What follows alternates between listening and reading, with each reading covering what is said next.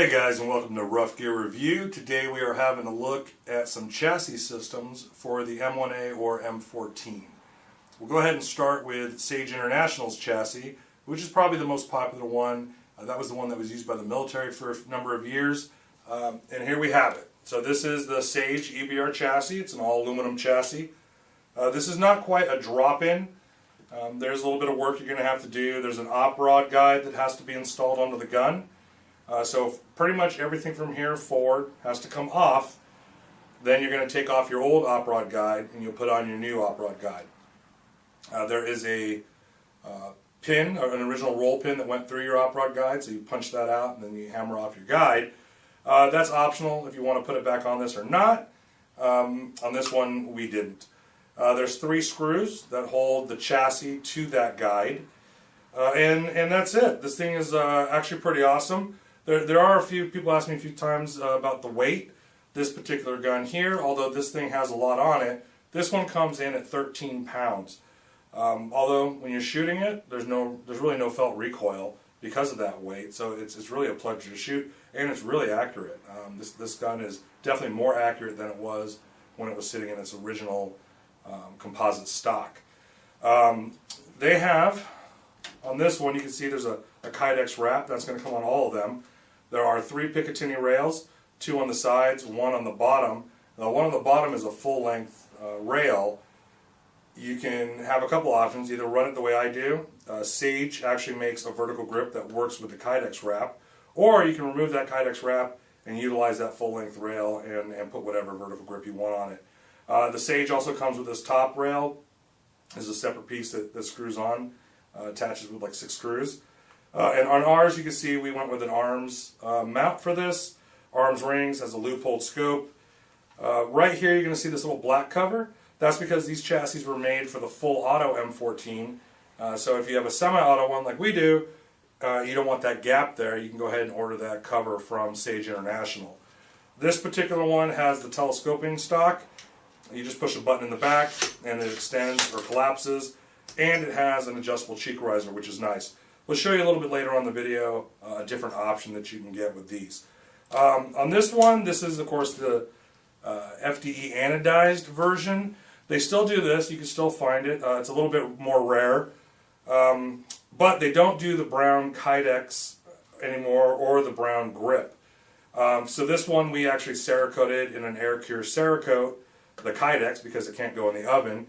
And it just happens that our shop has the tan grips for the Sage Ebr made by Ergo. So if you're looking for one of these, you can go ahead and hit us up. You can check out westcoastweaponworks.com. I think we have these on the website for sale. Now the other option is if you live in a restrictive state, they have an adapter that you can take this rear section off and then use a stock from Magpul or any other stock that's for the Remington 870. It's pretty cool, it just mounts right to there.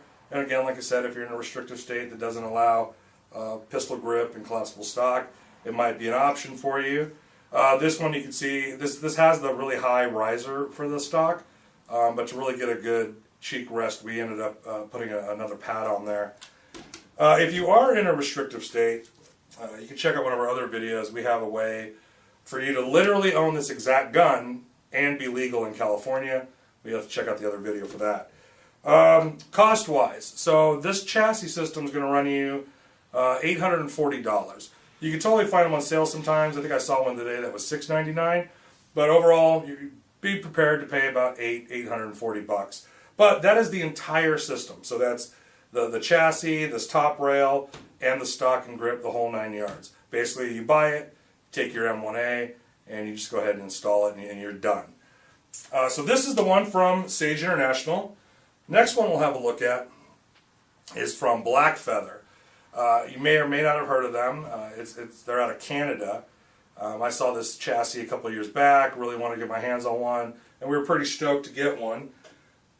This here is the Blackfeather chassis. Now, it's kind of similar installation to the Sage Ebr. This whole front section has to come off. Of course, this is a SOCOM 16 that's in here. The Sage has a Scout. But this whole front section comes off. You got to, again, take off your op guide and install a new one. When we got this one in, I will tell you, installing the op guide was a bear. In hindsight, I probably should have taken that thing and machined it out so that it was a little bit easier to get on. But once we got it on, it was fine. It probably took 45 minutes, though, of heating it up and pressing it on. Again, on these, there's going to be a roll pin. They say it's optional to put it in or not put it in. Now, unfortunately for us, we got this guide in here.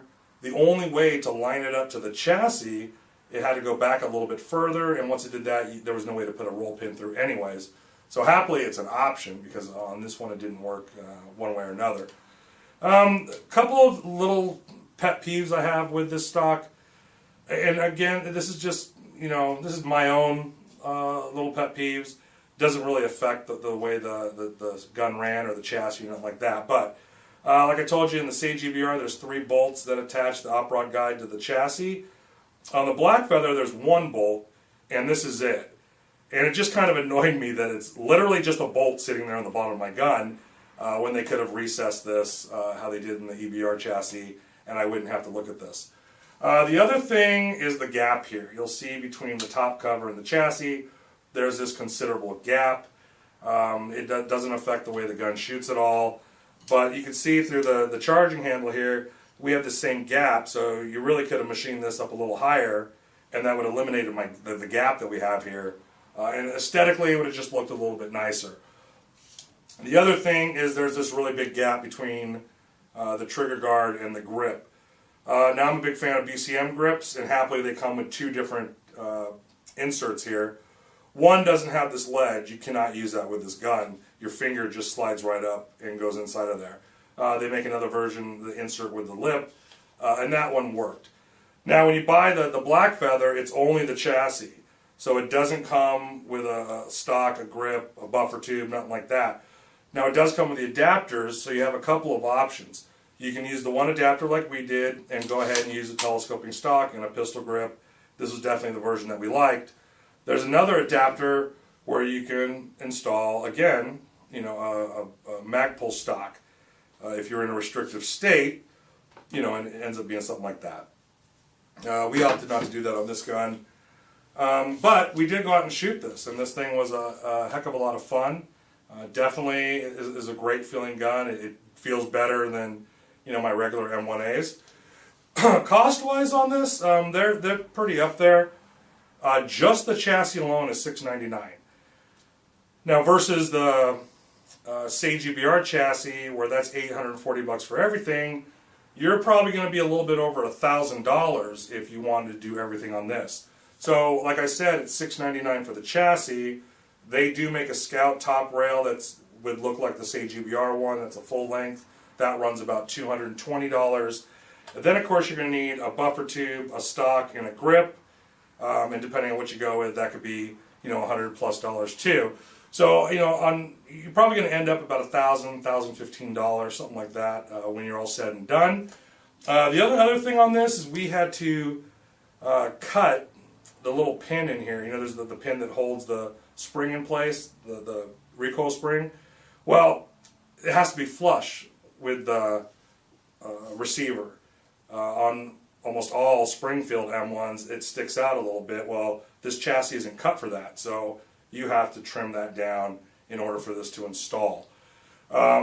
Maybe they have versions of M1As up in Canada that don't have that, so they didn't need to do that, but all of our Springfields, we had to, in order to go in here, it had to be trimmed up. This gun here, the way it's configured, comes in at about 9 pounds.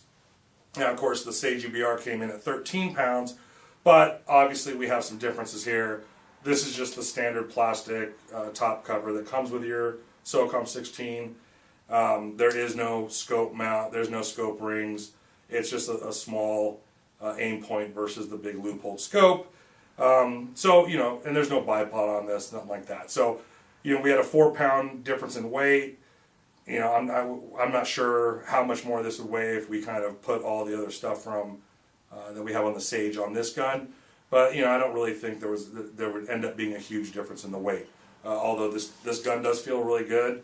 It'd be great to see a couple little changes in the future on this, but overall, I think it was a good buy. I'm real happy with this. We shot it this weekend. It was a lot of fun. After this one, we have one from Vltor. Definitely one of my favorite companies. You probably see that I use Vltor stocks on almost every gun I own. But this is the Vltor M1S. Now this is different than the two aluminum chassis. This is a composite stock with Vltor's rear section. The actual one you buy from Vltor obviously is in camouflage. They come in black, tan, or foliage green. And the grip and stock are different on the one you buy. It comes with a Vltor stock, of course, but it's a club foot, and it comes with a tango down grip. Again, these are the Vltor stocks that I love, and these are the BCM grips that I love. They go on everything I own. One really cool feature on this that the other guns don't have is that this buffer tube is adjustable up or down. So if I was using iron sights, you would loosen the screw and put this on the bottom, and then my cheek rest would work perfect for my irons. I'm using an optic, so I opted to raise this up a little bit to the middle, and that's giving me a perfect line of sight with this optic. If I was going to put a scope on it, you adjust it and raise this up higher, and you'd have a perfect cheek rest for your scope, all without having to put anything on your stock. You'd still just be using this. So that was pretty cool. You can see here too, there's no gap, which I like, and there was no gap, in between the system and the rail. This was originally a SOCOM 2, so this is the top rail that's made by Vltor. We didn't put the bottom piece on here, but and same thing. This one came in at 9 pounds as well. And again, that's probably because of the way we have the gun outfitted. This has this full top rail, which is a little bit heavier, but this thing, a lot of fun to shoot. I definitely love this setup. Probably one of my favorites. Price-wise, you're probably looking at about, $500 and maybe $50 on the high end. I think MSRP is like $525 or somewhere around there. But the cool thing is, it comes just like this. It's all done, and you could, convert your M1A to this in a matter of minutes. There's nothing to take off up here. You basically remove your trigger housing, receiver comes off, you drop it into the Vltor M1S, put your housing back on, your trigger housing back on, and you're good to go. So this is definitely an awesome option, especially too, look for some colors. You can do quite a bit with this. After the Vltor, we have another one. Don't know if you're familiar with this one either, but this is the Delta 14. Now, this thing is totally different than the rest. This is a glass-filled nylon. I'm not always a big fan of glass-filled nylon. I don't personally like the way it feels, but they have a no questions asked lifetime warranty on this. So if you did break it or crack it, they'll replace it for free. This is their Gen 2 version. Kind of a cool thing, the Gen 2 comes with, it's all M-LOK up here, but it comes with these BCM rail covers, and it comes with a removable M-LOK rail. Now it doesn't come with anything else, so what you're seeing here is added on. So it's just this chassis part, and it's going to run you $200 for that. Here's the really cool thing on this though. Any Mossberg shotgun stock can go on this. So you could, just like we showed you with the Blackfeather and the Sage, if you were in a restrictive state, you could put that the Magpul Mossberg stock on this. But you can also do some other things. So this is an adapter for the Mossberg from Ergo. And this, you'd put the buffer tube in here, and then you would have a pistol grip and a collapsible stock. Mesa Tactical also makes one. A little more money, but it definitely works a little bit better because you can see this one, the angle comes down. Well, the Mesa Tactical one, the angle is straight, and it's definitely a little bit more comfortable to shoot. But this thing is cool. It gives you kind of a lot of options on how you want to configure your rifle. And at a price point of $200, you're probably talking maybe $300 at the end of the day, depending on which stock you put on the back or how you want to configure that. So these were definitely cool. You can check them out at Delta 14. The last one we're going to look at today is a bit of a hybrid. So this is also from Sage International, but this is definitely a hybrid version.